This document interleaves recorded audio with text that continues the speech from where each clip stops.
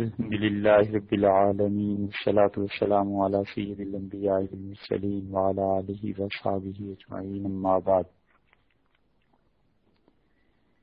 اس سے پچھلی نشست میں ہم لوگ یہاں تک پہنچے تھے کہ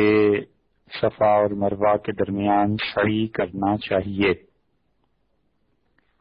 اور سعی کے مسائل بیان کیے تھے کہ صفا اور مروہ دونوں جگہ پر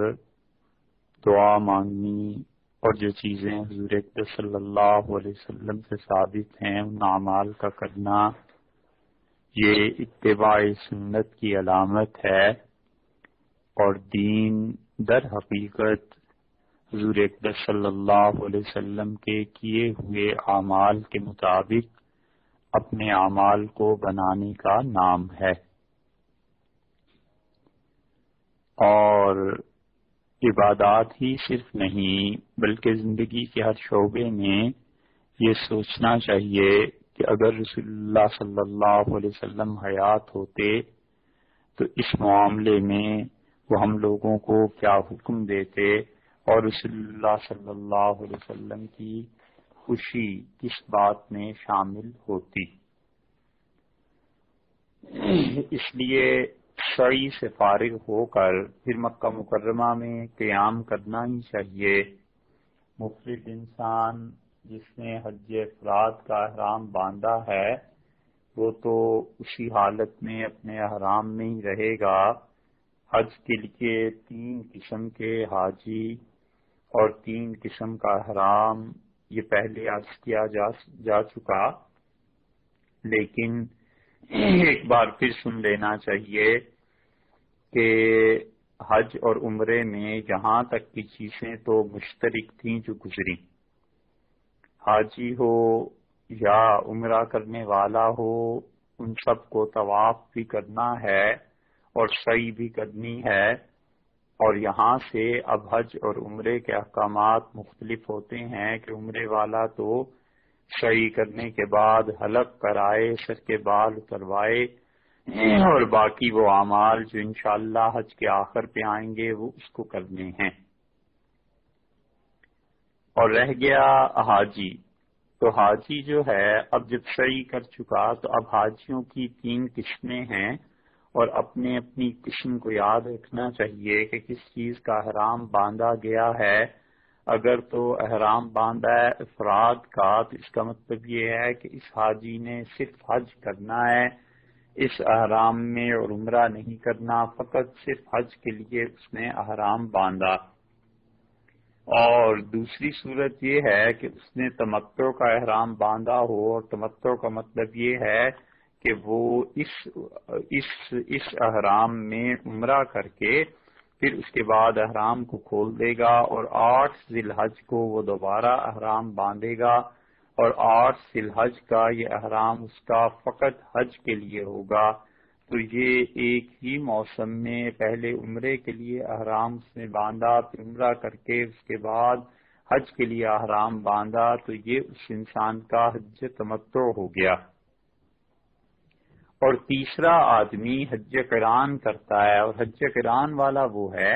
جس انسان نے احرام باندھا اور احرام کے بعد اس نے اس ایک احرام ہی کی حالت میں حج بھی کرنا ہے، عمرہ بھی اس سے پہلے کرنا ہے۔ تو یہ دونوں چیزوں کا یعنی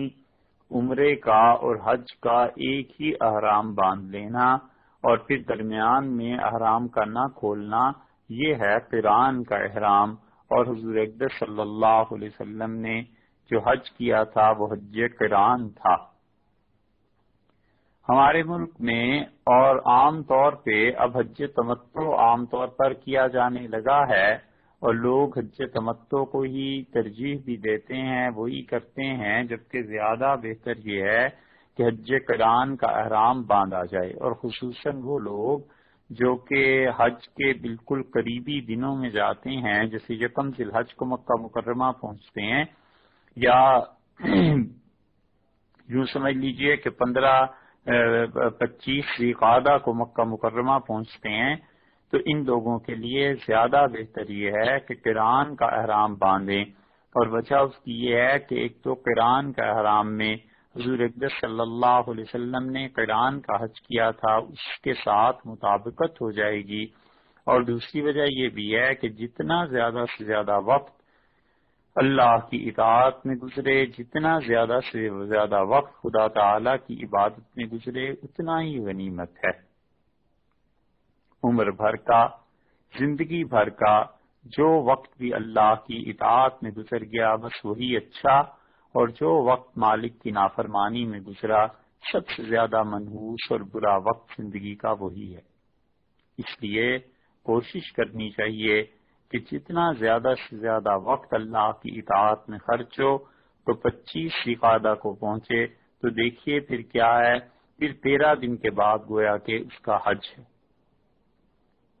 8 دن مینا میں جانے سے پہلے اور 5 دن زیادہ سے زیادہ ذوالقعدہ کا چاند 30 کا بھی ہوا تو یہی 13 دن بن گئے نا۔ تو 13 دن کا احرام کیا مشکل ہے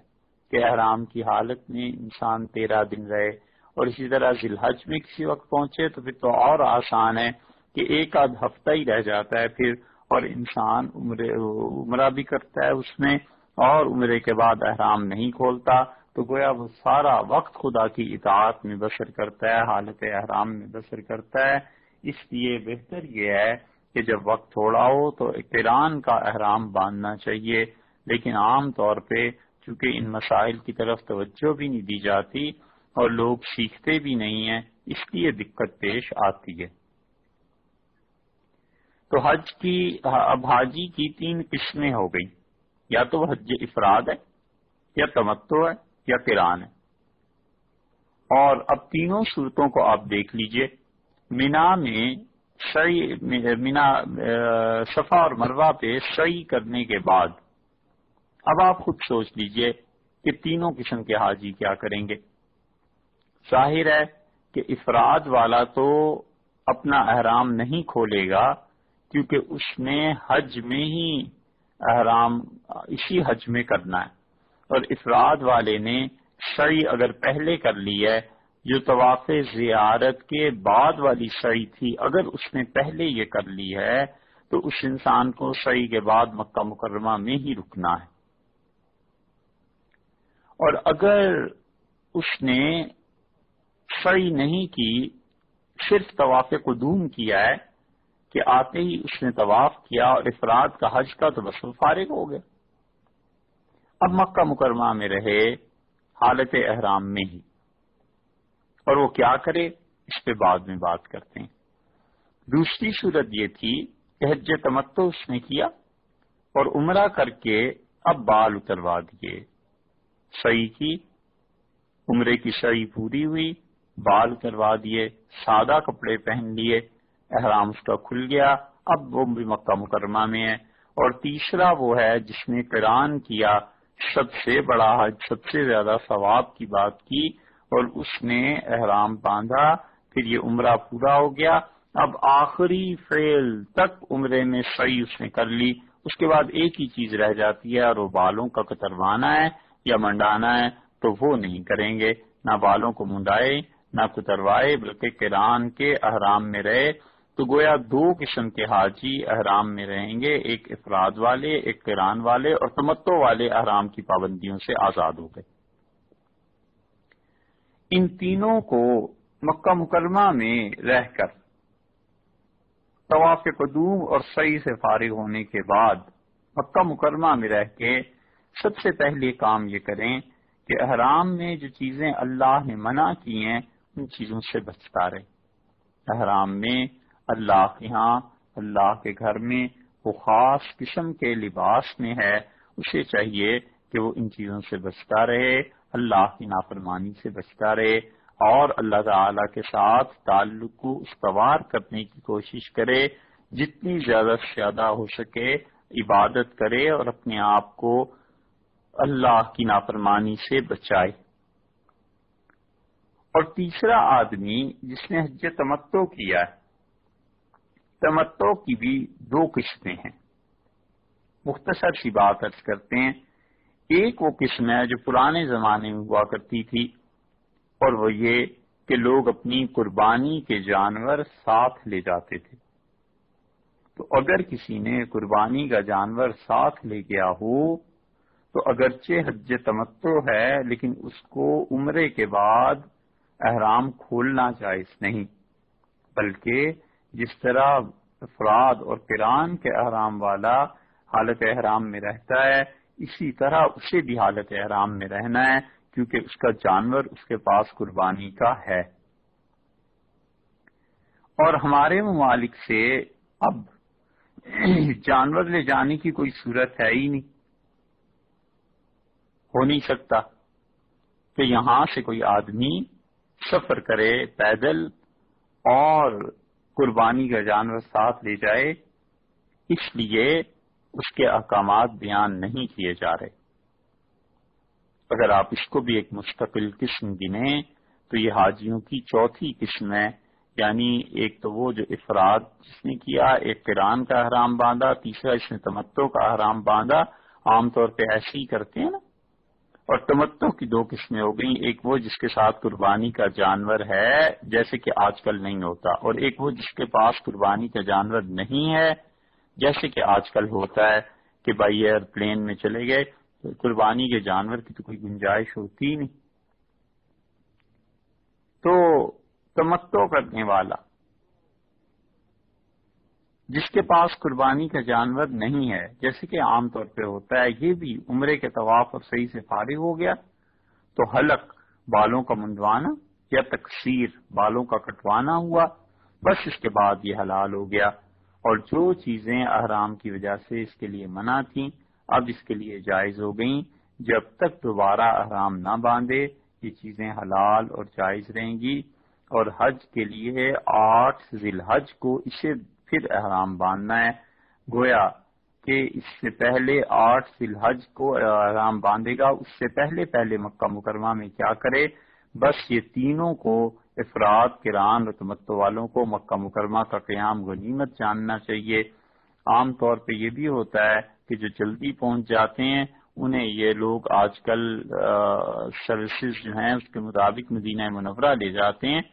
تو افراد اور قران والا تو حالت احرام میں چلا جائے گا مدینہ منورہ، اور تمتع والا یہ عام سادہ کپڑوں میں مدینہ منورہ چلے جائیں گے. تو مدینہ منورہ کے قیام کو بھی غنیمت جاننا چاہیے، جس قدر ہو سکے حضور اقدس صلی اللہ علیہ وسلم پر سلام پیش کرتے رہنا چاہیے. اور اگر مکہ مکرمہ میں قیام ہے تو جتنا بھی ہو نفل طواف کرتے رہنا چاہیے. نفل طواف کرنے میں کوئی رمل نہیں ہے، کوئی اصطباع نہیں ہے، کیونکہ اصول یہ ہے کہ جس طواف کے بعد سعی ہے اس میں رمل کیا جائے گا، اس میں اصطباع کیا جائے گا. اور چونکہ یہ نفلی طواف ہیں سارے، ان کے بعد سعی بھی نہیں ہے تو نہ ہی تو تیز چلنا ہے طواف میں، اور نہ ہی چادر کو طواف احرام کی چادر کو طواف کے دوران ایک کندھے سے دوسرے کندھے کی طرف نیچے سے نکال کے لینا ہے. یہ دونوں اعمال صرف اس طواف میں ہیں جس طواف کے بعد سعی ہے، اور جس طواف کے بعد سعی نہیں ہے اس میں یہ دونوں چیزیں سنت بھی نہیں. اور سعی نفلی نہیں ہوتی، یہ بھی یاد رکھیے گا مسئلہ کہ سعی نفلی نہیں ہوتی. بہت سے لوگوں کو آپ دیکھیں گے بالکل سادہ کپڑے پہن کے سعی کر رہے ہوتے ہیں، وہ ایک ہی صورت ہوتی ہے اور وہ ہے طواف زیارت کے بعد والی سعی. اس کے علاوہ کون سی سعی ایسی ہے جو سادہ کپڑے پہن کے کی جائے؟ کوئی بھی نہیں. تو جس طرح طواف نفل یہ عبادت ہے، سعی ایسے ہی کوئی صورت نہیں ہے اس کی عبادت کی، نفل کی سعی نہیں ہوتی. بہت سے لوگ اپنی طرف سے اسے نیکی سمجھ کے کر رہے ہوتے ہیں، حالانکہ وہ کوئی نیکی نہیں ہے اور نہ ہی شریعت میں اس کا کوئی ثبوت ہے. اور کوئی آدمی اسے ثواب کا کام سمجھ کے کرے تو وہ دوہرا گناہ گار ہے، ایک تو اس عمل کرنے کا اور دوسرے علم نہ حاصل کرنے کا، مسائل کو نہ سیکھنے کا. جو چیزیں شرعاً فرض اور واجب ہیں ان کی تعلیم، ان کا علم حاصل کرنا بھی واجب ہے۔ ایک اس جہالت نے اتنا دامن پکڑ لیا ہے مسلمانوں کا کہ انہیں کچھ پتہ نہیں ہے کہ اعمال کیسے کرنے ہیں، کیسے نہیں کرنے۔ تو آپ خود سوچئے کہ اگر جہالت کی وجہ سے کوئی کام ٹھیک نہیں ہوا تو پھر قصور کس کا ہے؟ ایک آدمی ہے اور وہ لا علمی کی وجہ سے زہر اگر پی لے گا تو اس کا نقصان اسے ہی پہنچے گا، اور کس کو پہنچے گا؟ ایسے ہی کوئی آدمی علم حاصل نہیں کرتا، حج کے لیے چل پڑے منہ اٹھا کے بغیر سیکھے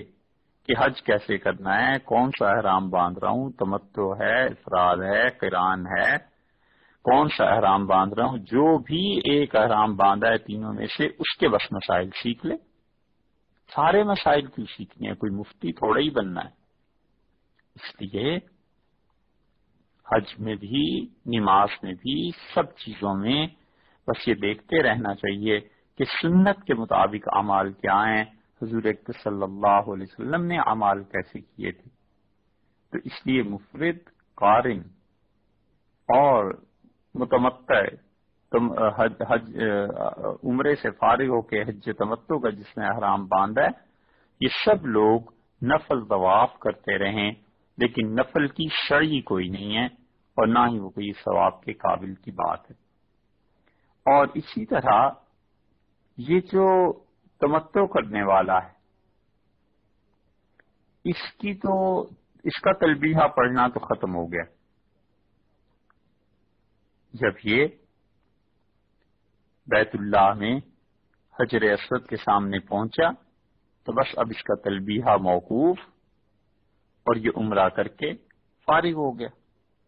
اب مکہ مکرمہ کے قیام کے دوران یہ تلبیہ نہ پڑھے، اور جو افراد اور قران والے ہیں یہ طواف قدوم، پھر عمرہ، پھر اس کے بعد بھی تلبیہ پڑھتے رہے۔ طواف کرتے ہوئے تو نہ پڑھیں، لیکن ویسے پڑھتے رہیں، یہاں تک کہ افراد اور قران والے کا جو تلبیہ ہے یہ ختم ہوگا جس دن جا کر شیطان کو وہ پہلا کنکر مارے گا۔ جمرہ عقبہ کی رمی کا جو وقت ہے، پہلے شیطان کی رمی کا جو وقت ہے، اس وقت اس کا تلبیہ ختم ہوگا۔ البتہ طواف کرتے ہوئے یہ دونوں افراد اور قران والے تلبیہ نہیں پڑھیں گے۔ اور تمتع والا وہ تو اسی وقت اس نے چھوڑ دیا، اور عمرے والے نے بھی اسی وقت چھوڑ دیا جب بیت اللہ میں حجر اسود کے سامنے ہوئے، بس تلبیہ کا وقت اب ان کا ختم ہو گیا۔ اب وہ اللہ کی یاد کریں، اب اللہ تعالی کو پکاریں، اب اللہ سے دعا مانگیں، یا جو بھی دعائیں یا جو بھی تسبیحات انہیں یاد ہیں وہ پڑھتے رہیں۔ اور جو لوگ بھی باہر سے آتے ہیں، جیسے ہمارے ممالک کے رہنے والے، دنیا کے اور ممالک کے رہنے والے، یہ لوگ نفل طواف کریں۔ اور نفل طواف جو ہے بیت اللہ میں نفل نماز سے بہتر ہے، حتیٰ کہ عمرہ کرنے سے بھی زیادہ ثواب طواف نفل کرنے میں۔ یہ مسئلہ اچھی طرح یاد رکھنا چاہیے کہ بیت اللہ میں، حرم شریف میں، حرم محترم میں وہ لوگ جو دور دور سے آتے ہیں، دیگر ممالک سے آتے ہیں، تو ان لوگوں کے لیے بیت اللہ میں نفل نماز اور عمرہ ان دونوں سے افضل یہ ہے کہ وہ نفل طواف کریں، کیونکہ صحابہ کرام رضی اللہ عنہم ایسے ہی کرتے تھے۔ عمرہ تو بس وہی کرے آدمی جو اس نے حج کا حصہ بنا لیا، قران والے نے بنا لیا، تمتع والے نے بنا لیا، یہ ہو گئے نا، یہ لوگ عمرہ کر لیں۔ ایک عمرہ کرنے کے بعد اب مکہ مکرمہ میں رہ رہے ہیں، بیت اللہ میں نفل پڑھنے کی بجائے طواف کریں، یہ زیادہ افضل ہے۔ دوسرا، تیسرا، چوتھا عمرہ، ان عمروں کی بجائے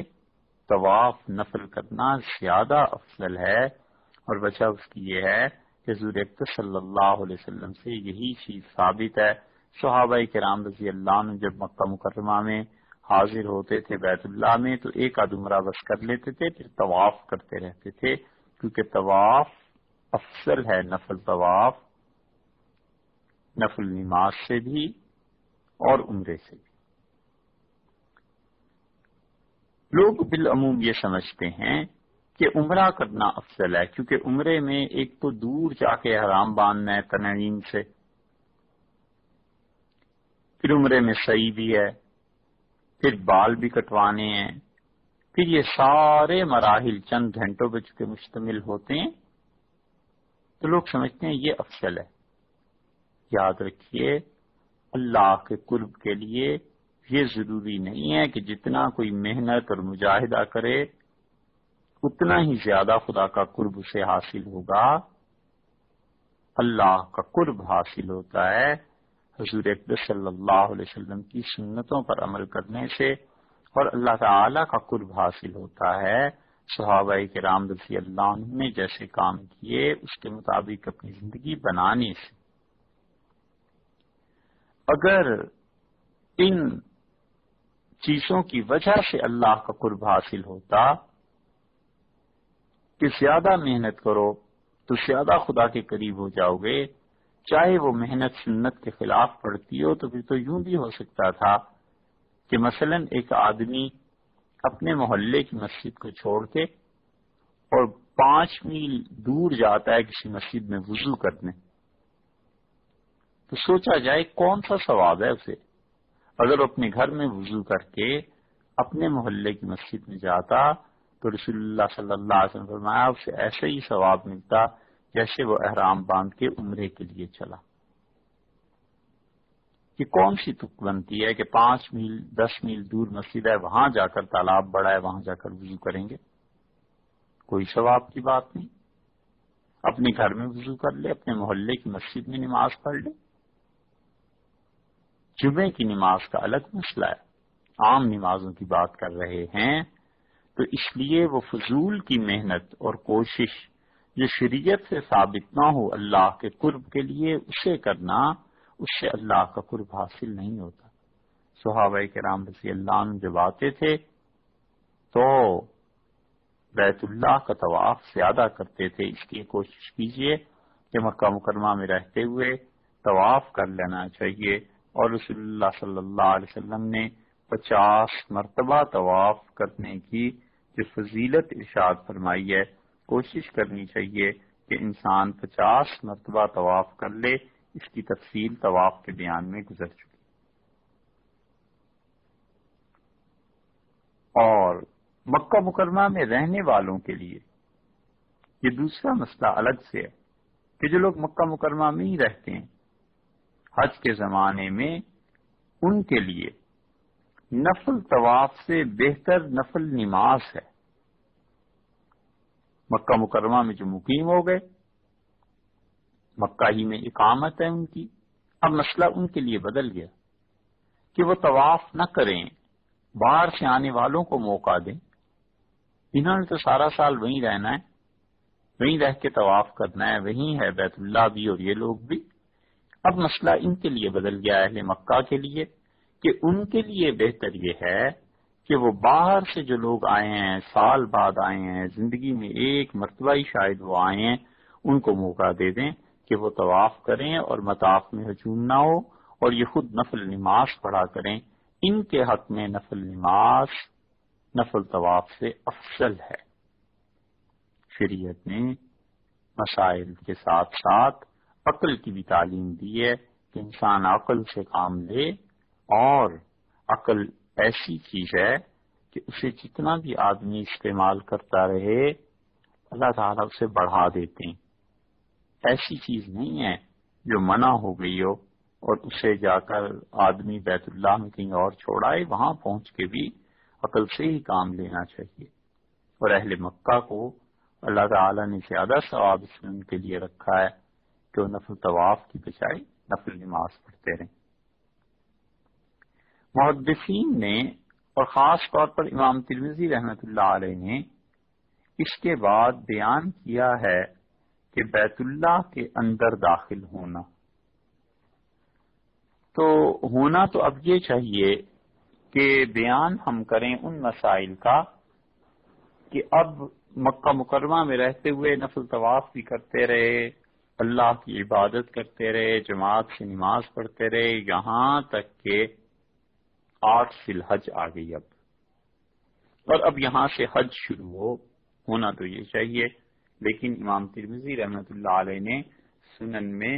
اس کے بعد بیان کیا ہے کہ رسول اللہ صلی اللہ علیہ وسلم داخل ہوئے حرم محترم میں، اللہ تعالی کے گھر میں،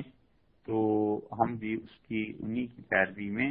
وہ مسائل بیان کر دیتے ہیں 2-4 کہ اگر کسی انسان کو بیت اللہ کا دروازہ کھل جائے اس کے لیے اور اندر اللہ کے گھر میں جانے کا موقع اسے مل جائے تو پھر وہ کیا کرے۔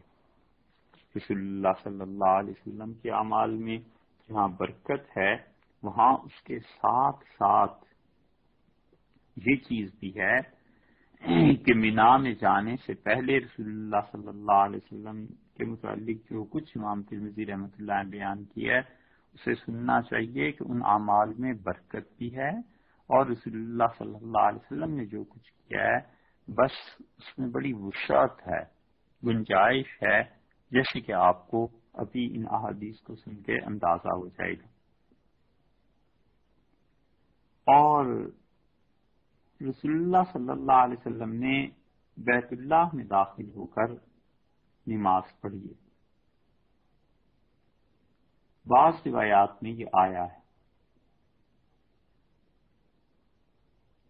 اور حضرت عبداللہ ابن عمر اور حضرت بلال رضی اللہ عنہ کی روایت میں آتا ہے، حضرت بلال رضی اللہ عنہ کی روایت میں آتا ہے کہ نبی کریم صلی اللہ علیہ وسلم کے لیے بیت اللہ کا دروازہ کھولا گیا اور حضرت صلی اللہ علیہ وسلم سیدھے تشریف لے گئے سامنے کی دیوار کی طرف، اور آپ نے نماز پڑھی، اور حضرت عبداللہ ابن عمر رضی اللہ عنہ نے پوچھا، جب حضرت بلال رضی اللہ عنہ باہر آئے اور رسول اللہ صلی اللہ علیہ وسلم کی خدمت میں اندر بھی حاضر تھے، تو ابن عمر رضی اللہ عنہ نے پوچھا کہ رسول اللہ صلی اللہ علیہ وسلم جب بیت اللہ کے اندر داخل ہوئے تو انہوں نے کیا کیا کام کیے، تو اس پہ بلال رضی اللہ عنہ نے بتایا کہ رسول اللہ صلی اللہ علیہ وسلم نے تکبیر کہی، اللہ اکبر، اللہ کی بڑائی اور اللہ کی بزرگی بیان کی، اور اس کے ساتھ ساتھ رسول اللہ صلی اللہ علیہ وسلم نے نماز پڑھی۔ اور اسی لیے اہل علم نے بیت اللہ کے اندر نماز پڑھنا، یہ جو چوکور یا مستطیل ایک عمارت نظر آتی ہے اور جس پر سیاہ غلاف پڑا ہوا ہے، اس کی بات کر رہے ہیں کہ یہ دروازہ جب کھلتا ہے سونے کا، اس کے اندر جا کر اگر کسی کو موقع ملے تو کیا کرنا چاہیے۔ امام مالک رحمۃ اللہ علیہ سے پوچھا گیا،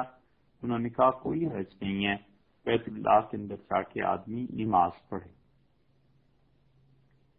اور عبداللہ ابن زبیر رضی اللہ عنہ کی روایات میں آتا ہے کہ انہوں نے کہا نبی کریم صلی اللہ علیہ وسلم نے حضرت عائشہ رضی اللہ عنہا سے یہ بات ارشاد فرمائی کہ عائشہ، اگر تیری قوم یہ نئے نئے مسلمان نہ ہوئے ہوتے تو میں بیت اللہ کو دوبارہ تعمیر کرتا اور اس کے میں 2 دروازے بنا دیتا، ایک دروازہ تو یہی جو ہم سب کو نظر آتا ہے ملتزم کے ساتھ اوپر کی طرف، ایک بالکل اس دروازے کے پیچھے چلے جائیں تو سامنے جا کر بالکل اس کے پیچھے کی طرف کو جا کے جہاں پہ رکن یمانی ہے، اس رکن یمانی کے اوپر آپ دیکھیں گے وہاں پر پتھر لگے ہوئے ہیں بیت اللہ کے، اور ان میں کوئی ترتیب نہیں ہے۔ یہ ترتیب کا نہ ہونا یہ اس بات کی دلیل ہے کہ یہاں پر ایک دروازہ تھا کسی زمانے میں، اور اس جگہ کو مشکجار کہتے تھے، اور قریش میں جو بوڑھے لوگ تھے، عورتیں تھیں، بچے تھے، ملتزم پہ رش ہونے کی وجہ سے وہ اس مقام پہ آ کے اللہ سے دعا مانگتے تھے، اور یہ مقام بھی اللہ کے ہاں قبولیت کا مقام ہے۔ ملتزم کی جگہ جب نہ ملے تو انسان اس جگہ پہ آئے اور یہاں آ کے اللہ سے دعا مانگے۔ تو ملتزم کے مقابلے میں بالکل اس کے پیچھے یہ مستجار ہے۔ یہاں کسی زمانے میں بیت اللہ میں دروازہ ہوا کرتا تھا، جو کعبۃ اللہ حضرت ابراہیم علیہ السلام نے بنایا تھا اس میں، اور یہ جو کعبۃ اللہ ہے اب، اس میں دو فرق ہیں، اور یہ فرق رسول اللہ صلی اللہ علیہ وسلم کے زمانے میں بھی تھے، اور نبی کریم صلی اللہ علیہ وسلم نے چاہا تھا کہ تجار پہ اپنے یمانی کے پاس اور ایک یہ ملتزم کے پاس، کہ لوگ ایک طرف سے آئیں اور دوسری طرف سے نکل جائیں۔ اور دوسری چیز حضرت ابراہیم علیہ السلام نے یہ رکھی تھی کہ اس بیت اللہ کو بالکل زمین کے برابر بنایا تھا، کوئی سیڑھی نہیں لگانی پڑتی تھی، دروازے ہوتے تھے، بس دروازہ کھول دیا، اندر چلے گئے، دوسرے دروازے سے باہر چلے گئے۔ یہ دو فرق تھے حضرت ابراہیم علیہ السلام کے زمانے میں یہ، اور ایک فرق پھر جب قریش نے کعبۃ اللہ کو بنایا ہے تو یہ فرق آ گیا تھا تیسرا، اور وہ یہ کہ بیت اللہ کی چوڑائی میں فرق پڑ گیا، لمبائی میں فرق پڑ گیا۔ لمبائی میں اس طرح فرق پڑ گیا کہ حجر اسود سے لے کے حتیم کی دیوار، جو آدھا دائرہ آپ کو نظر آتا ہے، اس حتیم کی دیوار اس کے قریب، اس میں تھوڑا سا حصہ ایسا ہے جو بیت اللہ کا اصل میں حصہ ہے، جہاں پر میزاب رحمت ہے، جہاں پہ پرنالہ ہے، اس کے کچھ فٹ جو ہیں یہ اصل میں بیت اللہ کے اندر کا ہی حصہ ہے۔ قریش جب بنا رہے تھے کعبۃ اللہ کو تو ان کے پاس پیسے ختم ہو گئے، اور دیواریں،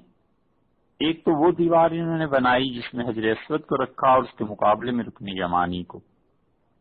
اور دو دیواریں جو مستجار جس میں دروازہ ہے تھا، اور یہ ملتزم جس میں اب بھی دروازہ ہے، یہ دونوں دیواریں کھینچتے ہوئے وہ چلے ہیں میزاب رحمت کی طرف، اور جب میزاب رحمت کے قریب پہنچے، حتیم کے قریب پہنچے تو پیسے ختم ہو گئے۔ رسول اللہ صلی اللہ علیہ وسلم نے فرمایا انہوں نے اللہ کے گھر کو وہیں چوتھی دیوار لگا کے بند کر دیا، اور آپ نے فرمایا عائشہ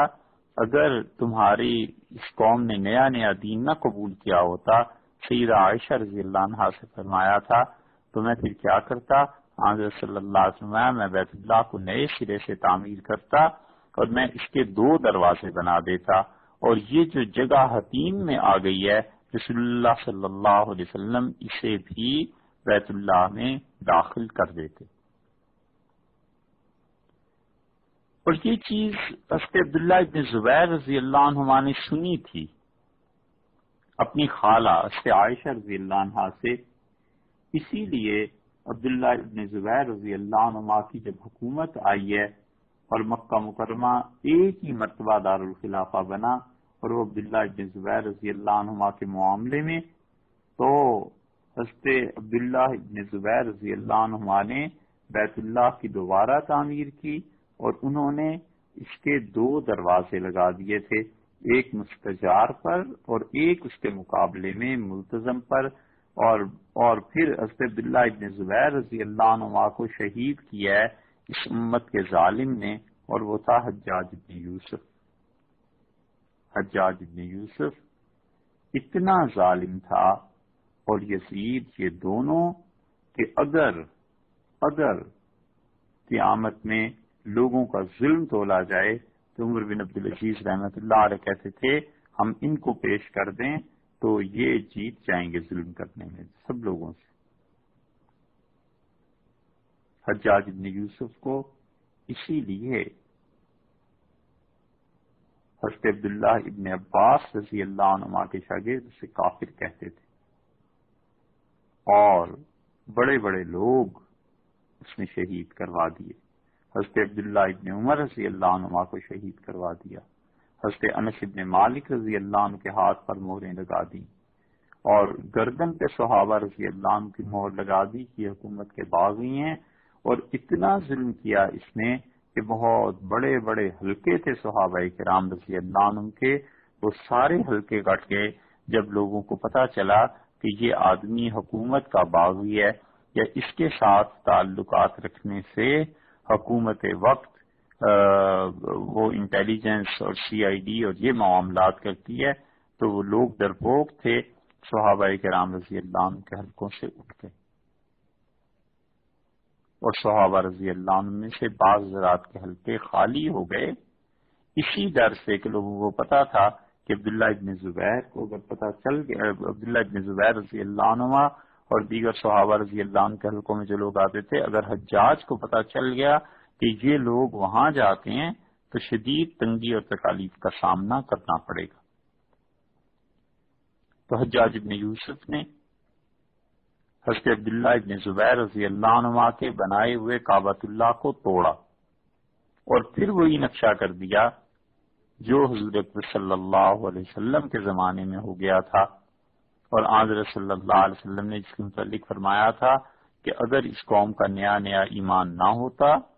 تو میں اس بیت اللہ کو دوبارہ تعمیر کرتا۔ پھر اسی حدیث پہ عباسی خلفاء نے عمل کرنا چاہا کہ جیسے اس کے عبداللہ ابن زبیر رضی اللہ عنہ نے رسول اللہ صلی اللہ علیہ وسلم کی خواہش کے مطابق بیت اللہ کو بنایا تھا، ہم بھی بنا دیں، تو امام مالک رحمۃ اللہ نے منع کر دیا۔ انہوں نے فرمایا کہ روز روز کی توڑ پھوڑ،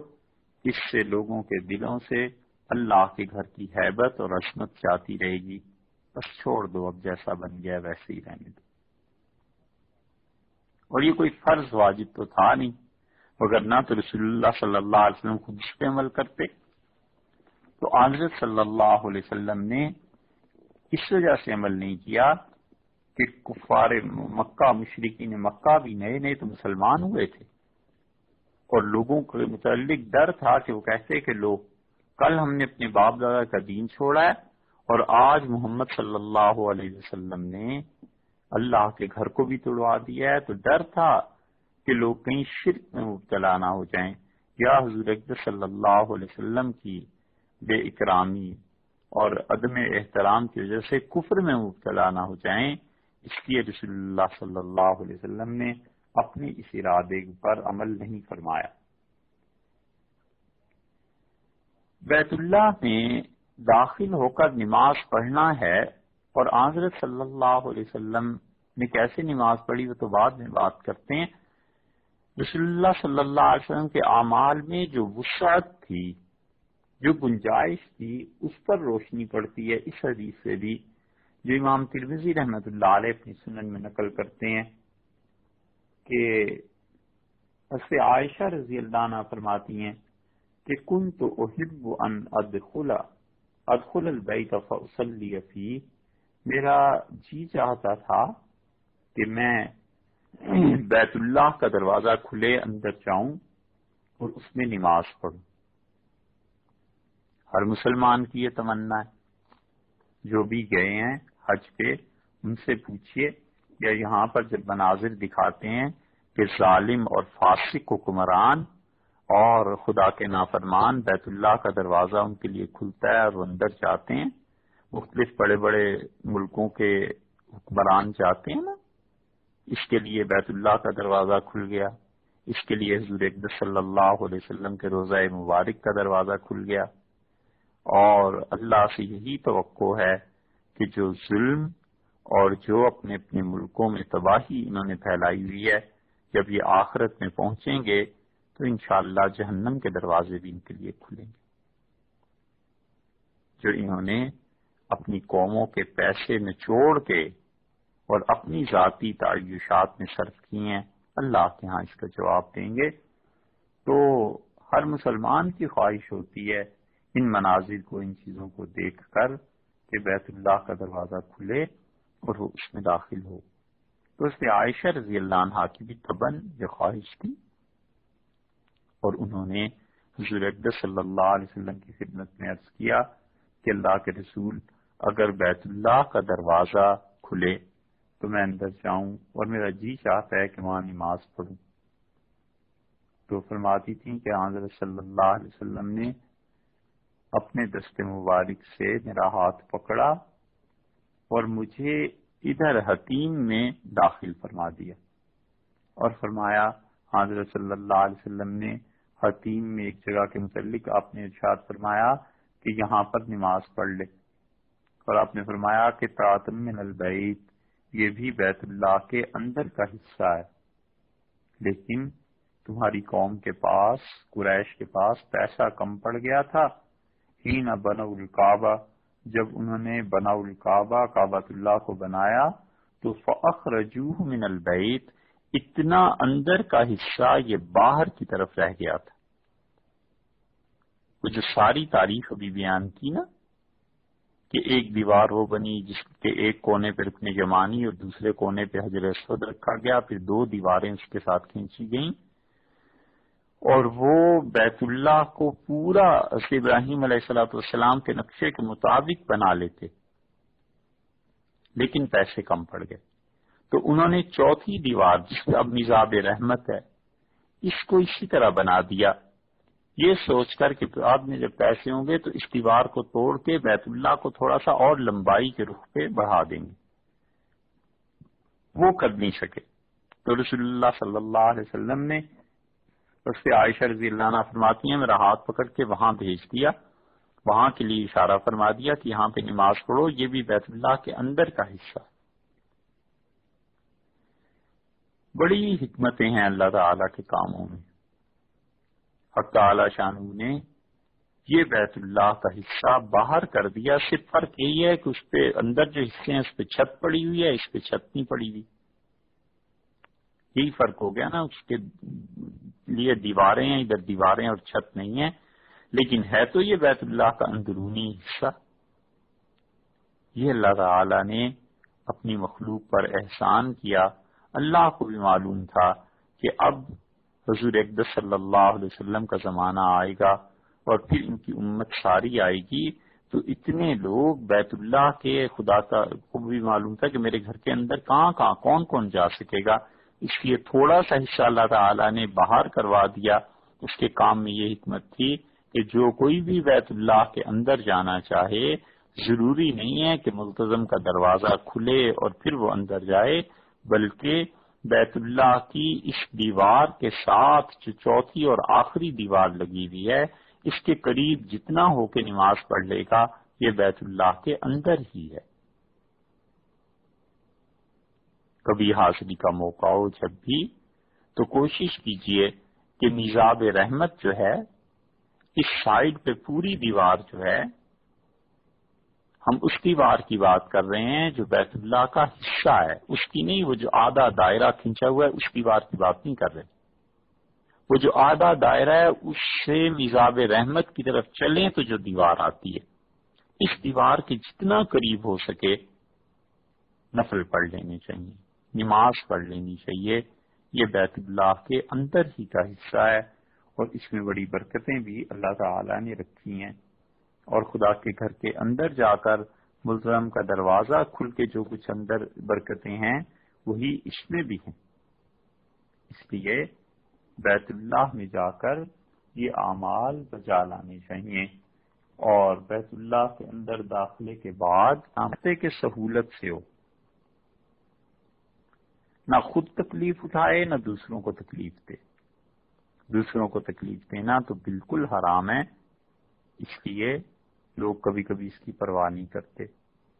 ایسے ہی اب تو وہ وقت نہیں رہا، کسی زمانے میں یہاں جو بیت اللہ کے دروازے میں بیٹھا ہوا ہوتا تھا آدمی،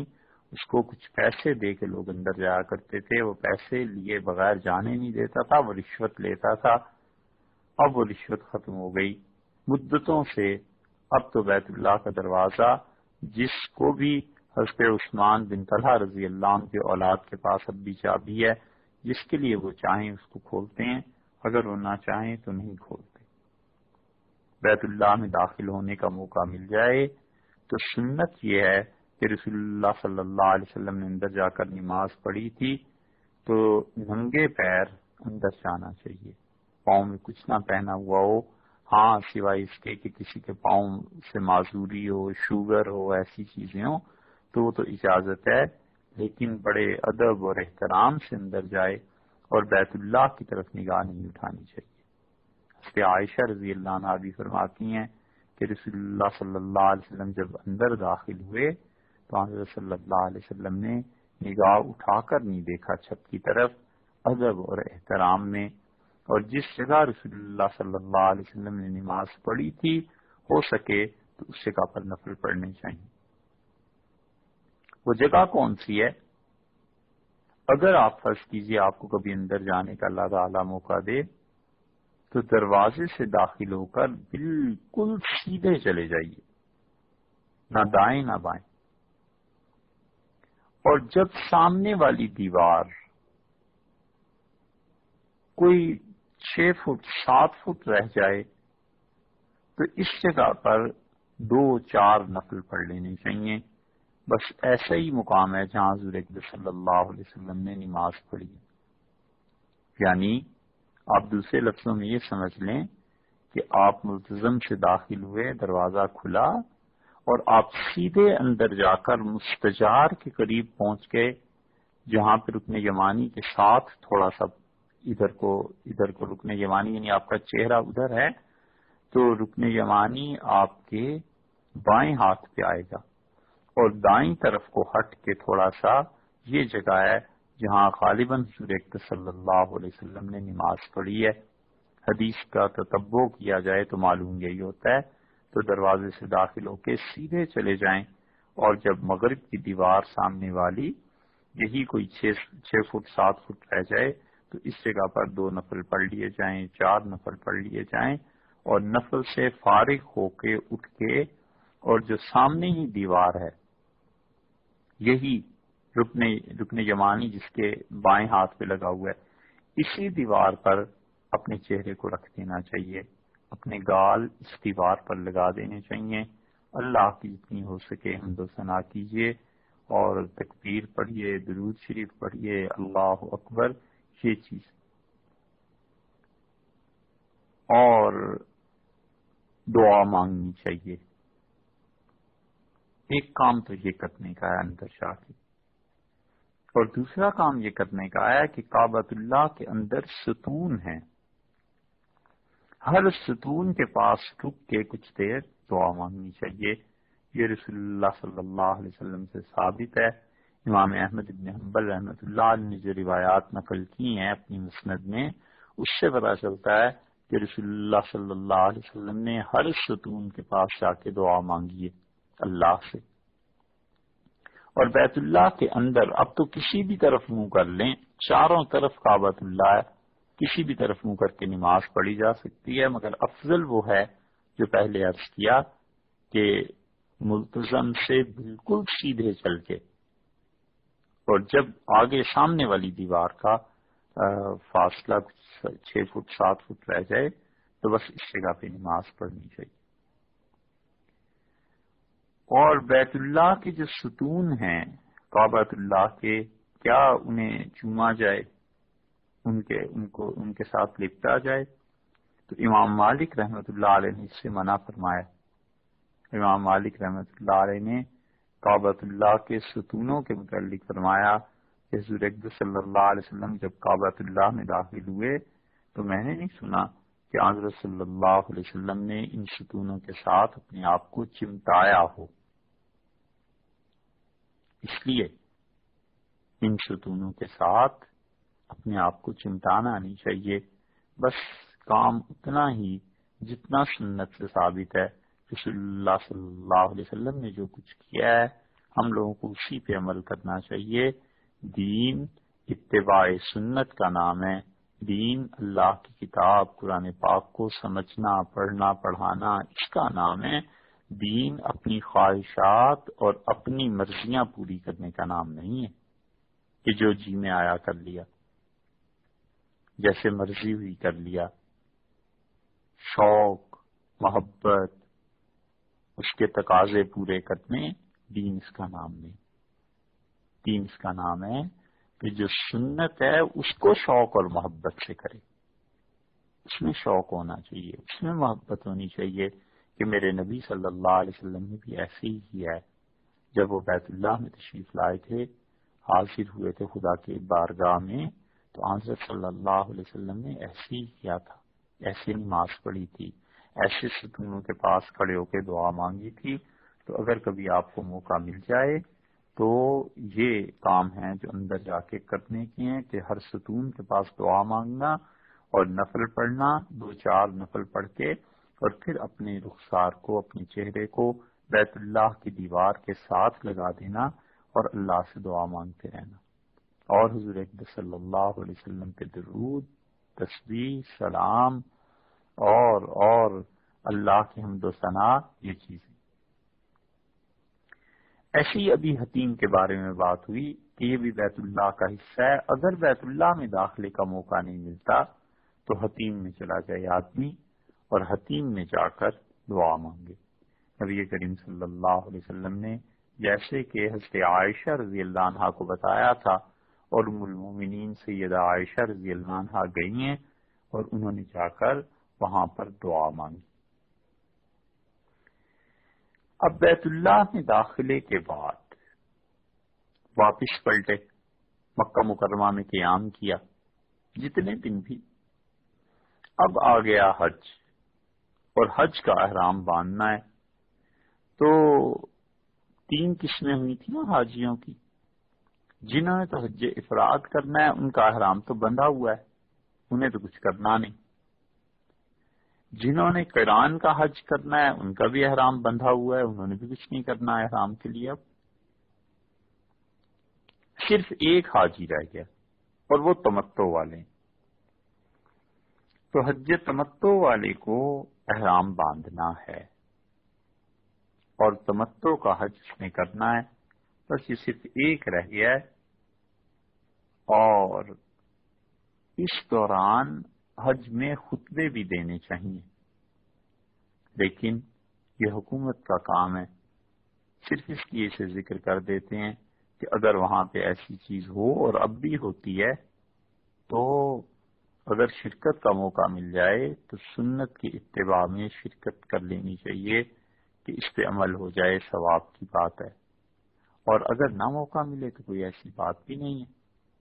لیکن حج میں 3 خطبے دینا سنت ہے۔ 3 خطبوں میں سے 7 ذی الحج کو ظہر کے بعد خطبہ دیا جائے گا، جس میں